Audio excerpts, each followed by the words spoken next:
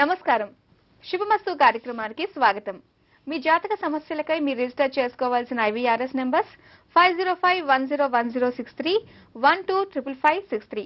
మీరు రిజిస్టర్ చేసుకునే విధానం మీ పేరు, పుట్టిన తేదీ, పుట్టిన సమయం, పుట్టిన స్థలం, అలాగే మీ సమస్య. బర్త్ డీటెయిల్స్ లేని వారు ప్రశ్న జాతకం ద్వారా మీ సమస్యకి పరిష్కారం తెలుసుకోవచ్చు. జ్యోతిష్యంలో డాక్టరేట్ పొందిన తొలి తెలుగు మహిళ డాక్టర్ సంధ్యాలక్ష్మి గారు మీ సమస్యలకి పరిష్కార మార్గాలు తెలియజేస్తారు. నమస్కారం అమ్మా. నమస్కారం.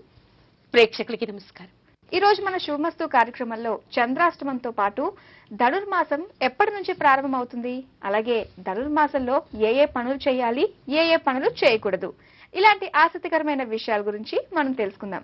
అమ్మ, మనం చంద్రాష్టమం గురించి మాట్లాడుకుంటున్నాం కదా, ఈ రోజు ధనుర్రాశి వారికి చంద్రాష్టమం ఎప్పుడు ఉంటుందంటారు? ధనుర్రాశి వారికి అంటే ధనుస్సు నుంచి 8వ రాశి ఏమవుతుంది, కర్కాటక రాశి అవుతుంది. ఎవరెవరిది ధనుర్రాశి ఉందో వాళ్ళందరికీ కూడా గోచార రీత్యా కర్కాటకంలోకి చంద్రుడు వచ్చినప్పుడు, చంద్రుడు కర్కాటకంలో ఉన్న సమయం మొత్తం కూడా వాళ్ళకి చంద్రాష్టమం అవుతుంది. అమ్మ, అయితే చంద్రునికి ఇది సొంతిల్లు అంటూ ఉంటారు కదా, అయినా కూడా వీళ్ళకి మరి చంద్రాష్టమం ప్రభావం ఉంటుందంటారా? ఇంకా ఉద్వేగాలు కొంచెం ఎక్కువగా ఉండే అవకాశం ఉంటుంది, ఎందుకంటే స్వస్థానం కాబట్టి చంద్రుడికి. ఇక్కడ చంద్రాష్టమానికి సొంతిల్లా కాదా అనేటువంటి నియమం ఏమీ లేదు, వాళ్ళకు కూడా ఉంటుంది. అంటే ఎప్పుడు ఎక్కువగా ఉండొచ్చు అంటారు? చంద్రాష్టమం ఎప్పుడు అంటే ఎప్పుడు దాని వలన ప్రభావం ఎక్కువగా ఉండొచ్చు, ఎక్కువ బాధ కలగవచ్చు అంటే మామూలుగా అమావాస్య చంద్రుడు అయినప్పుడు, నీచలోకి చంద్రుడు వచ్చినప్పుడు, ఆ తర్వాత చంద్రుడు అష్టమంలో వాళ్ళ జాతకంలో ఇప్పటికే పాపగ్రహాలు అష్టమంలో ఉండి ఆ అష్టమానికి ఈ చంద్రుడు వచ్చినప్పుడు, లేదా గోచార రీత్యా అష్టమంలో చంద్రుడితో పాటు పాపగ్రహాలు ఉన్నప్పుడు ఎక్కువగా దీని తీవ్రత ఉంటుంది. ముఖ్యంగా అందరూ గుర్తుపెట్టుకోవాలి, ఇప్పుడైతే మనం ధనురాశి గురించి చెప్పుకుంటూ ఉన్నాం, మేషరాశి వాళ్ళకి సాధారణంగా డిసెంబర్లో చంద్రాష్టం ఏర్పడినప్పుడు కొంచెం తీవ్రత ఎక్కువగా ఉంటుంది. అంటే నవంబర్ డిసెంబర్లలోకి వచ్చేసరికి ఏమవుతుందంటే రవి నీచ దగ్గరికి వస్తాడు, చంద్రుడు నీచలోకి వస్తాడు. నీచలోనే అక్కడ వీడికి చంద్రాష్టమం ఏర్పడుతుంది. అంటే పూర్తి చంద్రాష్టమం అంటే చంద్రుడు అష్టమంలో ఉంటేనే కొంత వేదన, అందులో నీచలో చంద్రుడు ఉన్నప్పుడు ఇంకా ఎక్కువగా ఉంటుంది. అందులో దానికి తోడు రవి కూడా బలం ఉండదు కాబట్టి కొంచెం తీవ్రత ఎక్కువగా ఉంటుంది. కాబట్టి ఆ సమయంలో వాళ్ళు ఎలాంటి నిర్ణయాలు తీసుకోకుండా ఉండటం మంచిది. ఓకే అమ్మ, ఈసారి ధనుర్మాసం ఎప్పటి నుంచి ప్రారంభం అవుతుందమ్మా? ధనుర్మాసం ఆదివారం రాత్రి ధనుస్సులోకి రవి ప్రవేశిస్తూ ఉన్నాడు. అయితే దీన్నే నెల పొడుపు, నెల పట్టడం అంటూ ఉంటారు కదా, అసలు నెల పట్టడం అన్న మాట ఎలా వచ్చిందంటారు? నెల పట్టడం అని ఇక్కడ అర్థం కాదమ్మా. ఏమిటి అంటే ధనుర్రాశిలోకి వచ్చినప్పటి నుంచి మకర రాశిలోకి వచ్చే వరకు ధనుర్మాసంగా చెప్తాం. మామూలుగా మనం పుష్యమాసం, చైత్రమాసం, మార్గశిర మాసం అనుకుంటూ ఉన్నాం కదా. ఇవన్నీ ఏమిటంటే మనకి చాంద్రమానం ప్రకారం అమావాస్య నుంచి అమావాస్య వరకు లెక్క పెట్టుకుని చెప్పుకునేటువంటివి. అదే ధనుర్మాసం అనడంలో మీనమాసం అంటారు, కుంభమాసం అంటారు, మేషమాసం అంటారు, దీనికి రవి ఒక్కొక్క మాసము ఒక్కొక్క నెల రోజులు ఒక రాశిలో ఉంటాడు. ఏ రాశిలో ఉంటే ఆ రాశిలో ఉన్న మాసానికి ఆ మాసం అని పేరు అనమాట. అంటే రవి మేషంలో ఉంటే మేషమాసం అని, కుంభంలో ఉంటే కుంభమాసం అని. ఇప్పుడు ధనుస్సులో ఉన్నాడు కాబట్టి ఇది ధనుర్మాసం. అంటే రవి అక్కడ ఉన్నన్ని రోజులు దాన్ని ధనుర్మాసం అని అంటారు. ఓకే, అంటే ఇది నెల రోజులు ఉంటాడు కదా. ఈ నెల రోజులు ఏమిటంటే ప్రత్యేకంగా మనకి ముగ్గులు పెట్టుకోవడం, గొబ్బిళ్లు పెట్టడం, విష్ణుమూర్తిని అర్చించడం లాంటివి ఎక్కువగా చేస్తూ ఉంటాం కదా. ఈ నెల రోజులు చేయాలి కాబట్టి నెల పట్టింది అంటూ ఉంటారు. ఓకే, అయితే ఎందుకంటారు ఈ ధనుర్మాసానికి ఉన్న స్పెషాలిటీ ఏంటంటారు? ముగ్గులు, గొబ్బెమ్మలు చాలా హడావుడిగా ఉంటూ ఉంటారు, దీనికే ఎందుకంటారు అంతలా? ఇక్కడ దీనికి ఎందుకు అనడం, దీనికి ఉన్న ప్రత్యేకత ఏమిటంటే ధనుర్మాసంలో ఎప్పుడు కూడా ఒకటి గుర్తుపెట్టుకోండి, జ్యోతిష్ శాస్త్రం ప్రకారం కూడా ధనుస్సులో కానీ మీనంలో కానీ రవి ఉన్నప్పుడు శుభకార్యాలు ఏవి చేయకూడదు.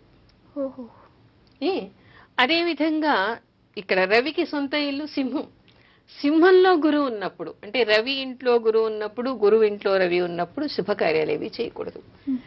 అంటే అలా అని ఇది శూన్యమాసం ఏమీ కాదు. చాలా మంది శూన్యమాసం ఎటువంటివి కూడా మనం చేయకూడదు అని చెప్పేసి శూన్యమాసం ఇది కాదు. ఇది శూన్యమాసం అనడానికి లేదంటే పుష్యమాసం, దీనిలో తర్వాత మధ్యలో పుష్యమాసం స్టార్ట్ అవుతుంది. అంటే చాంద్రమానం ప్రకారం మామూలుగా ఏమిటంటే మార్గశిరం, పుష్యం, ఈ మధ్యలో మనకి ధనుర్మాసం వస్తూ ఉంటుంది. అంటే మార్గశిర మాసంలో శుభకార్యాలు చేస్తూ ఉంటాం, ఉమ్. పుష్యమాసంలో మనం చెయ్యం. చెయ్యరు. అయితే పుష్యమాసం వచ్చిన తర్వాత దాన్ని శూన్యమాసం అనుకోవాలి, కానీ ధనుర్మాసం శూన్యమాసం కాదు. ఆహాహా. ఈ రెండిట్ల మధ్యలో ధనుర్మాసం ఉంది. అంటే అది చాంద్రమానం ప్రకారం మాసం ఏర్పడడం వేరు, మ్మ్. సౌరమానం ప్రకారం మాసం ఏర్పడడం వేరు. అంటే ధనుస్సులో సూర్యుడు ఉన్నప్పుడు అది మార్గశిరం కానీ పుష్యం కానీ, ధనుస్సులో ఉన్నంత కాలము ఎలాంటి శుభకార్యాలు చేయకూడదు. అంటే వివాహం, ఉహు. గృహప్రవేశం, ఉపనయనం, కేశఖండనం, ఇలా ముహూర్తాలు పెట్టి చేసుకుంటామే, మ్మ్. అలాంటివి చేయకూడదు. ఓకే, కేశఖండం కూడా చేయకూడదు చేయకూడదు, అన్నమాట. చేయకూడదు. ఓకే, అయితే ముఖ్యంగా ఈ ధనుర్మాసంలో ఇంకా ఏ పనులు చేయొచ్చు అంటారు? ఏ పనులు చేయాలి అనడానికి ఇక్కడ ధనుర్మాసంలో ప్రత్యేకంగా ఏం చెప్తారు, మీరు ఇందాక అన్నట్టు ఇది శూన్యమాసం కాదు, ఉమ్. దేవతా కార్యాలు పూజలు చేయటానికి నిర్దేశించిన పడినటువంటి మాసం అన్నమాట. ఓహో. అందుకని ఇప్పుడు మనం మన ఇంట్లో శుభకార్యం ఉంది, పెళ్లి ఉంది, పేరెంటం ఉంది అంటే మనం దైవకార్యం ఏం చేయాలి, పక్కన పెట్టేస్తాం. ఉమ్. కానీ కేవలం దైవ కార్యాలు మాత్రమే చేయాలి. ఇక్కడ చేసేటువంటి దైవ కార్యం ఏమిటంటే ముఖ్యంగా ఈ నెల రోజులు లక్ష్మీనారాయణులని అర్చించాలి తెల్లవారేసరికి. కృష్ణుడు అంటే ఏ రూపంలో అయినా, రాముడు కావచ్చు, కృష్ణుడు కావచ్చు, వెంకటేశ్వర స్వామి కావచ్చు, అనంత పద్మనాభ స్వామి కావచ్చు, ఏదైనా ఏ రూపంలో అయినా లక్ష్మీనారాయణులని అర్చించాలి. అంతేకాకుండా ఇక్కడ సూర్య భగవానుడికి చాలా ముఖ్యమైనటువంటి మాసం ఇది. ఉహు. ధనుర్మాసంలో తెల్లవారేసరికి మీకు అన్ని గుళ్ళల్లో కూడా చూడండి, తెల్లవారేసరికి పూజలు అయిపోయి ప్రసాదాలు పంచేస్తూ ఉంటారు. మ్మ్. ప్రసాదాల కోసం 7 గంటలకు వెళ్లే భక్తులు చాలా మంది ఉంటూ ఉంటారు. ఓకే. ధనుర్మాసం అనగానే ఏ గుడి అయినా తెల్లవారుసం 4 గంటలకి లేస్తారు, అభిషేకం చేస్తారు, తెల్లవారేసరికి మహానివేదన చేస్తారు. ఉహు. నియమస్తులైనటువంటి వాళ్ళు ఇళ్లలో కూడా ధనుర్మాసం చేస్తారు. చేసంటే సూర్యోపాసన ఉన్నటువంటి వాళ్ళు, లేదా ఇంట్లో లక్ష్మీనారాయణ పూజ చేసేవాళ్ళు, విష్ణుమూర్తి పూజ చేసే వాళ్ళందరూ కూడా తెల్లవారుజామున లేచి వాళ్ళు చేసుకుంటే నిత్యం చేసేటువంటి పూజలు, అర్చనలు, అభిషేకాలు, దీపారాధనలు చేసిన తర్వాత సూర్యోదయానికి నైవేద్యం అయిపోవాలి. సూర్యోదయానికి సూర్యుడికి ఎదురుగా నిలబడి నమస్కారం చేసుకుని అర్ఘ్యప్రదానం చేయాలి. సూర్య నమస్కారాలు చేసేటువంటి వాళ్ళు సూర్య నమస్కారాలు చేయాలి. అంటే సూర్యుడి పూజకి, విష్ణుమూర్తి పూజకి ఇది విశేషమైనటువంటి మాసం. అమ్మ, ఇంకా ఏమన్నా ఉన్నాయంటారా ఈ ధనుర్మాసంలో చేయవలసిన పనులు? ఉన్నాయి. లక్ష్మీనారాయణని అర్చించడం, సూర్య భగవానుడికి పూజ చేయడమే కాకుండా ఇంటి ముందు గొబ్బిళ్ళు పెట్టుకోవాలి.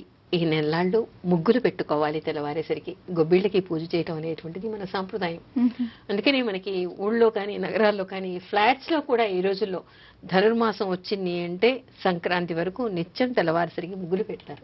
ఉమ్. గడపకి పసుపు పూసి కుంకుమ పెట్టి చక్కగా చేస్తారు. ఆవు పేడతో గొబ్బిళ్ళు పెడతారు, గొబ్బెమ్మలకి పూజ చేస్తారు. అవును, ఈ నెల రోజులు అలా చేస్తారు. అసలు ఏంటి ముగ్గులకి, గొబ్బెమ్మలకి, అలాగే ధనుర్మాసానికి అంత ప్రాముఖ్యత ఏంటంటారు ముఖ్యంగా ముగ్గులతోటి? ఎందుకంటే కార్తీక మాసం కూడా దైవారాధనతోటే మనకి అంతా చేస్తాం కాబట్టి అక్కడ దీపాలకి ప్రత్యేకత. అక్కడ దీపాలు, ఇక్కడ ముగ్గులకి. ఓకే, ఎలా అంటారు అసలు, ఎలా వచ్చింది ఇది? ముగ్గులకి ప్రత్యేకత అంటే ముగ్గులు అనే దాని మీద ఒక ఎపిసోడ్ మనం మొత్తం చేసుకోవచ్చు. అసలు ఇంటి ముందర ముగ్గు ఉండడం అనేటువంటిది చాలా విశేషమైనటువంటిది. సంక్రాంతి లక్ష్మిని ఆవాహన చేస్తూ నిత్యం కూడా ఇంటి ముందర ముగ్గులు పెట్టి గొబ్బిళ్ళు పెడతాం. అసలు ఈ గొబ్బిళ్ళు పెట్టడం అనేది కూడా, గొబ్బిళ్ళు అనే పేరు రావడానికి కారణం ఏమిటో తెలుసా? ఉహు. పూర్వం ద్వాపర యుగంలో గోపికలంతా కూడా గోమయంతో అక్కడ గొబ్బిళ్ళు చేసి తర్వాత కాత్యాయని వ్రతం అని, శ్రీ వ్రతం అని చేసేవాళ్ళుట. ఆ ఇంటి ముందర ముగ్గులు పెట్టి కృష్ణుడే భర్తగా రావాలని చెప్పేసి వాళ్ళు పూజలు చేసేవాళ్ళుట. ఆ గోపికల వ్రతం కాస్త గొబ్బిళ్ళ వ్రతం కింద మారింది. ఓహో, ఓకే, సో అలా వచ్చిందనమాట. అందుకని ఇంటి ముందర సంక్రాంతి లక్ష్మిని, ఇప్పుడు ముఖ్యంగా ఏమిటంటే పుష్యమాసం, పుష్యలక్ష్మి అంటారు. మనకి కొత్త పంటలు ఇంటికి వస్తాయి. ఉమ్. అంటే ఊర్లలో ఏమిటి, అన్నదాతకి పంటలే కదా ఆధారం. లక్ష్మి అంటే. ఆ పంటలు, అన్ని రకాల పంటలు ఇంటికి చేరుతాయి. చేరే ముందు ఆ ధాన్య లక్ష్మికి, సంక్రాంతికి లక్ష్మికి, పుష్యలక్ష్మికి ఆహ్వానం పలుకుతూ ఇంటి ముందర చక్కగా ముగ్గులు వేసి పెడతారు. ఓకే, ఓకే, మా కళ్యాణి అనే కాలర్ లైన్ లో ఉన్నారు, వారితో మాట్లాడదాం. హలో, నమస్కారం అండి. కళ్యాణి పేరు మీరు రిజిస్టర్ చేసుకున్నారు కదా?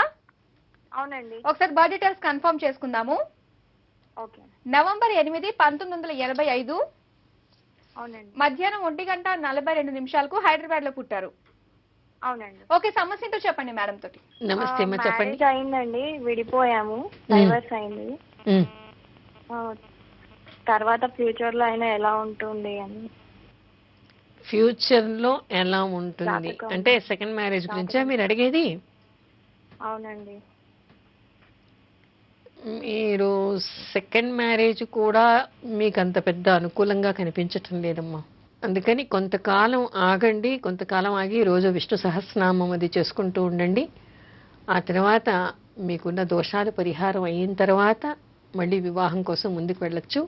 ఇప్పుడప్పుడే అయితే మీకు రెండో వివాహం అయ్యేటువంటి యోగ్యత కూడా కనిపించటం లేదు జాతకరీత్యా. ఓకే, మరి విన్నారు కదండి, మేడం చెప్పిన విధంగానే చేసుకోండి. అండ్ అలాగే రెమెడీస్ కూడా ఖచ్చితంగా చేసుకోండి, అంత మంచి జరుగుతుంది. ఆల్ ది బెస్ట్ అండి. ఓకే అమ్మా, అయితే శుభకార్యాలు చేయాలి అనుకుంటే ముహూర్తం ఉన్నవి మాత్రం చేయకూడదు ఈ మాసంలో అని చెప్పేసి అన్నారు కదా. అలాగైతే మరి చిన్నపిల్లలకి అన్నప్రాసన ఇది కూడా ముహూర్తం చూసుకునే కదా చేస్తాం, మరి ఇది చెయ్యొచ్చా చేయకూడదా? ఇక్కడ మనకి శాస్త్రం ఏం చెప్తోంది అంటే, పిల్లవాడికి అన్నప్రాసన చేయడం కోసం మూఢమని 3 నెలలు మూఢం ఉంటుంది, లేదా శూన్యమాసం అని, లేదా మనకి ధనుర్మాసం అని చెప్పేసి ఆపకూడదు.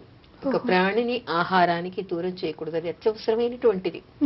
అందుకని మీరు పంచాంగాలు చూడండి, మూఢంలోనూ పుష్యమాసంలోనూ ధనుర్మాసంలోనూ అన్నప్రాసనానికి ముహూర్తాలు ఉంటాయి, ప్రత్యేకంగా వాటికి ముహూర్తాలు ఉంటాయి. వాటికి శూన్యమాసం అవి చూడకూడదు. పిల్లలకి ఇంత వయసు వచ్చింది, 6వ నెల నుంచి తినాల్సినటువంటి అవసరం వచ్చింది, వాళ్ళకి ఆహారం కోసం మంచి ముహూర్తం చూసుకుని వాళ్ళకి, అంటే అక్కడ దినవార నక్షత్రాలు అవన్నీ ఉంటాయి కదా, అవన్నీ చూసుకుని వాళ్ళకి అన్నప్రాసన చేయొచ్చు. అంతేకాదు సీమంతం పుంసమనం అనేటువంటిది మనకి గర్భిణీ స్త్రీలకి చేస్తారు. చేసినప్పుడు దానికి కూడా ఈ మాసాలు చూడవలసినటువంటి అవసరం లేదు. అందుకని వాళ్ళకి ఏమిటంటే అక్కడ హోమంతో, అసలు మామూలుగా ఈ రోజుల్లో సీమంతానికి ఇవి చేయటం లేదు, కానీ హోమ ప్రక్రియ కూడా ఉంది. అవి చేస్తారు కాబట్టి దానివల్ల ఆశీర్వచనం ఉంటుంది, దైవానుగ్రహం ఉంటుంది, 10 మందిని పిలవాలి, ఇవన్నీ తప్పనిసరిగా చెయ్యాలి. కాబట్టి సీమంతానికి కూడా చూడవలసిన అవసరం లేదు. అంతేకాదు జాతకర్మ, ఎవరైనా ఒక పిల్లవాడో పిల్ల పుట్టింది, దోషాలున్నాయి, ఆ దోషాలకి పరిహారం చేయాలి, బాలారిష్టాలున్నాయి, దానికి పరిహారం చేయాలి అంటే శూన్యమాసం అని ధనుర్మాసం అని ఎదురు చూడాల్సినటువంటి అవసరం లేదు, దానికి వెంటనే చేసేయాలి. కానీ జాతకర్మ అంటే నామకరణం, మనం 11వ రోజు శాంతి అవన్నీ చేస్తుంటాం కదా, వాటికి ధనుర్మాసం అని ఆగే పని లేదు. అదేవిధంగా సీమంతానికి ఆగకూడదు, అదేవిధంగా అన్నప్రాసనానికి కూడా ఆగే పని లేదు. అయితే ఇల్లు మారుతూ ఉంటారు కదా, శూన్యమాసం అని చెప్పేసి ఆగిపోతూ, అంటే ధనుర్మాసంలో మారకూడదు అని చెప్పేసి ఆగిపోతూ ఉంటారు.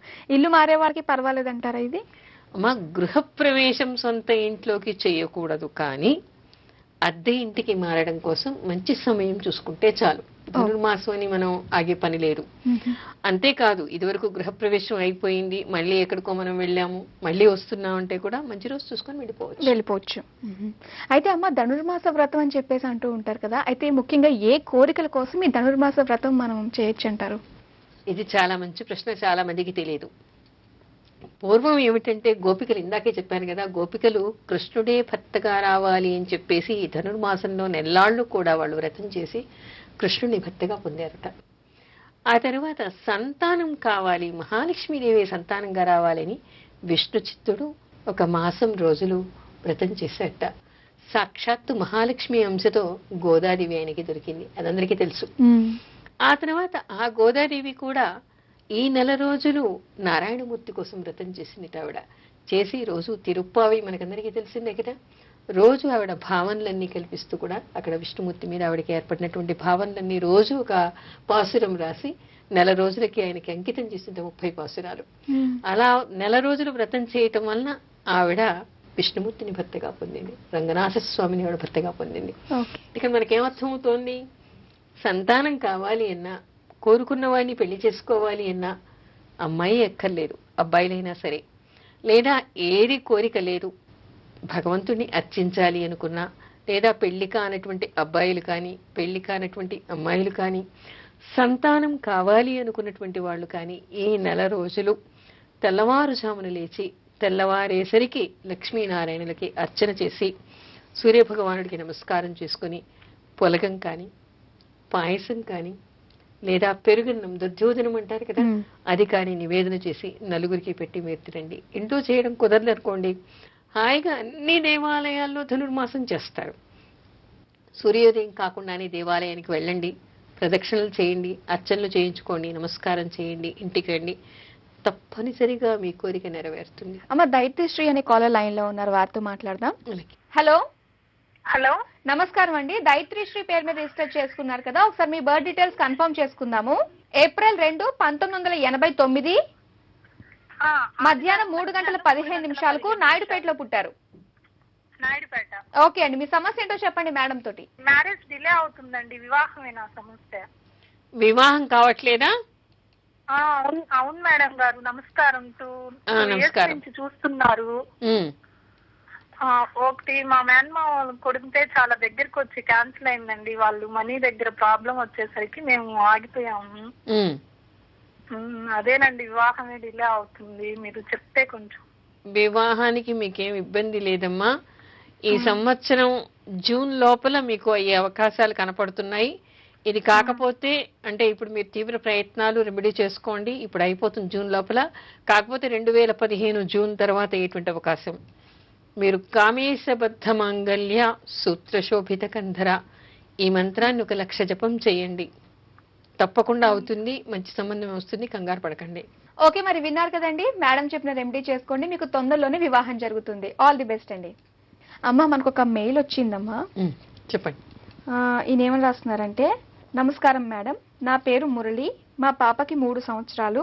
అమ్మవారు వచ్చి 2 కళ్ళు సరిగ్గా కనిపించట్లేదు, దృష్టి పార్షియల్ గానే ఉంది, ఖర్చు అయితే 3 లక్షల వరకు అయింది. మేమేం చేయాలో మాకు అర్థం కావట్లేదు, దీనికి పరిష్కారం తెలియజేయగలరు అంటూ రాస్తున్నారమ్మా. మురళి గారు, చాలా హృదయ విదారకంగా ఉంది ఈ విషయం. అంటే 3 ఏళ్ల పాపకి కళ్ళు కనిపించడం లేదు, స్ఫోటికం వలన కళ్ళు పోయాయంటే. ఇదివరకు నేను చాలాసార్లు ప్రోగ్రాంలో చెప్పాను. అందరూ రెగ్యులర్గా వినకపోవడం వలన వచ్చేటువంటి ఇబ్బంది కావచ్చు, మీకు తెలియకపోవచ్చు. లేకపోతే ఇక్కడ ఏమిటి అంటే, స్ఫోటికం వచ్చింది అంటే ఒకటి గుర్తు పెట్టుకోండి, వచ్చిన తర్వాత కళ్ళు పోయిన తర్వాత మనం చేయగలిగేది ఏమీ లేదు. సర్వేంద్రియాణం నయనం ప్రధానం అంటారు. కళ్ళు చాలా ప్రధానమైనటువంటివి. అందుకని ఎవరైనా కూడా, నేను చాలాసార్లు గోపురం ప్రోగ్రాంలో చెప్పాను, ఏమిటి అంటే ఎక్కడైనా శరీరం మీద 1-2 పొక్కులు స్ఫోటికం పొక్కులు వచ్చాయి మొదలయ్యాయి అంటే 1 గంట 2 గంటల్లో కానీ తెల్లవారే లోపల కానీ మొత్తం శరీరం అంతా కూడా అవి వ్యాపించిపోతాయి. అసలు ఒకటి వచ్చింది అనగానే గుర్తుపెట్టుకోండి, గోరింటాకు అందరికీ తెలిసిందే. గోరింటాకు తెచ్చి, అంటే కోన్లల్లో దొరికేటువంటి గోరింటాకు కాదు, ఆకు లేదా పొడి తెచ్చి బాగా తడిపేసి పాదాలకి బాగా ఒక లేయర్ లాగా పట్టించేసి పట్టీలు కట్టండి. దీనివల్ల ఏమవుతుందండి అని చెప్పేసి కంటికి జబ్బు అయితే కాలికి మీరు వైద్యం చేస్తున్నారని మాత్రం అనద్దు. ఎందుకంటే ఆయుర్వేదం ప్రకారం మనకి పూష గాంధార అనేటువంటి 2 నాడులు అరికాలిలో ఉంటాయి. దాని సంబంధం కంటికి ఉంటుంది. అందుకని కంటిలో అంటే వేడి శరీరంలో ఎక్కువ పెరగటం వల్ల పొక్కులు వస్తాయి. ఇక్కడ అరికాలికి మీరు గోరింటాకు ఎప్పుడైతే బాగా మందంగా పట్టించి వేస్తారో అప్పుడేమవుతుందంటే చల్లబడుతుంది. ఆ పూష గాంధార నాడులు చల్లబడటం వల్ల కంటికి చల్లదనం చేరుతుంది, కంటిలో స్ఫోటికం రాకుండా అది కాపాడుతుంది. అంటే చిన్నదే అయినప్పటికీ కూడా ఇది కంటిని కాపాడేటువంటి శక్తి చాలా దీనికి ఉంది. అందుకని అలా చేయండి.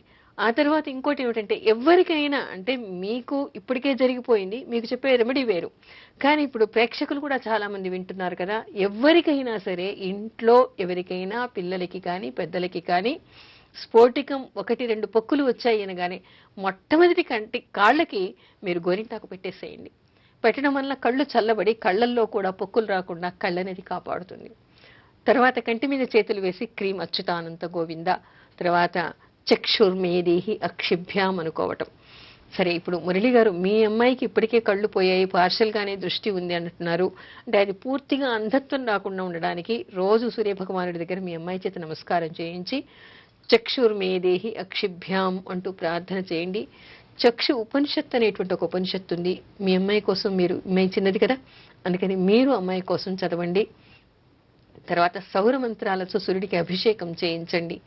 తర్వాత మీ శక్తి కొద్దీ, ఇప్పటికే మీరు చాలా ఖర్చు పెట్టామంటున్నారు, అయినప్పటికీ కూడా ఒక 1/2 గ్రాముతో కానీ గ్రాముతో కానీ చిన్నది బంగారుంది గరుడ పక్షి చేయించి అమ్మాయి పేరు మీద దానం చేయండి.